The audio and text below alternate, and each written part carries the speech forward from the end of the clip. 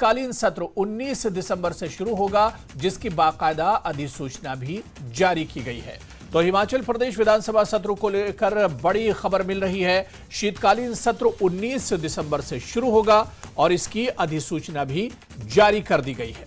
तो हिमाचल प्रदेश विधानसभा सत्र को लेकर बड़ी जानकारी मिल रही है। शीतकालीन सत्र 19 दिसंबर से शुरू होगा, अधिसूचना भी बाकायदा जारी कर दी गई है।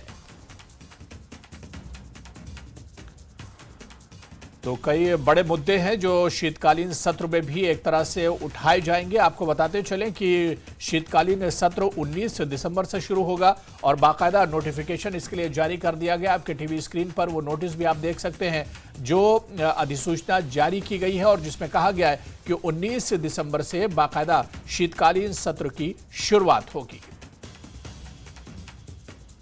तो हिमाचल प्रदेश विधानसभा सत्र को लेकर बड़ी जानकारी मिल रही है। आपको बता दें कि शीतकालीन सत्र 19 दिसंबर से शुरू होगा और बाकायदा इसकी अधिसूचना भी जारी कर दी गई है।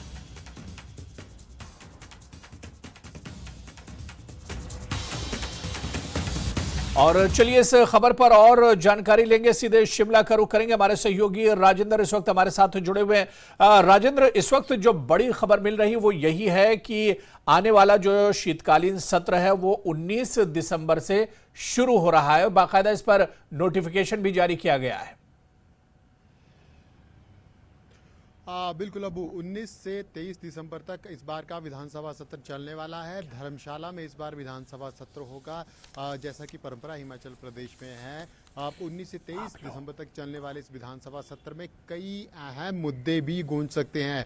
कैबिनेट की तरफ से सिफारिश भेजी गई थी, राज्यपाल की तरफ से आज इसको अप्रूवल मिला है और नोटिफिकेशन राजभवन की तरफ से जारी कर दिया गया है। और नोटिफिकेशन के अनुसार 19 दिसंबर को सुबह 11 बजे विधानसभा का ये सत्र शुरू होगा और काफी गहमा गहमी इस सत्र में भी रहने वाली है। जिस प्रकार से विपक्ष का रुख देखने को मिल रहा है और सरकार का रुख देखने को मिल रहा है, तो तमाम बड़े इश्यूज इस विधानसभा सत्र में डिस्कस हो सकते हैं। चाहे हम लोन की बात करें, लोन के ऊपर लगातार आरोप प्रत्यारोप भाजपा और कांग्रेस के बीच में जारी है। इसके अलावा रोजगार का मुद्दा एक बड़ा मुद्दा प्रदेश में इस वक्त सामने आया है और विपक्ष की तरफ से गारंटियों को बार बार उठाया जा रहा है। जो कांग्रेस की तरफ से गारंटियां विधानसभा चुनावों के समय दी गई थी, उनके ऊपर जिक्र हो सकता है, विधानसभा में वो मुद्दे उठ सकते हैं।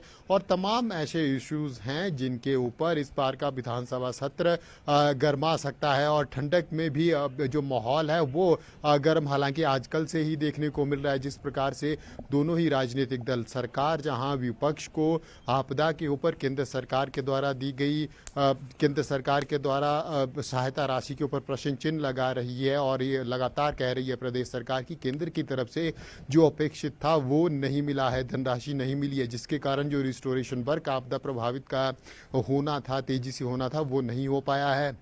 वही विपक्ष बार बार कह रहा है कि केंद्र की तरफ से हर संभव सहायता की गई है। अभी पिछले दिनों हमने देखा कि रेलवे लाइन को लेकर इशू खड़ा हुआ। केंद्रीय मंत्री अनुराग ठाकुर की तरफ से कहा गया प्रदेश सरकार इसके लिए जो धनराशि है, जो MOU साइन किया गया है, वो धनराशि नहीं दे रही है। और मुख्यमंत्री की तरफ से कहा गया था कि प्रदेश की वित्तीय स्थिति इस लायक नहीं है कि हम जो भूमि अधिग्रहण करने के लिए धनराशि है रेलवे लाइन के लिए, वो प्रदेश सरकार उठा सके और अदा कर सके। तो उसको लेकर दोनों ही राजनीतिक दलों के बीच में आरोप प्रत्यारोप का दौर जारी है।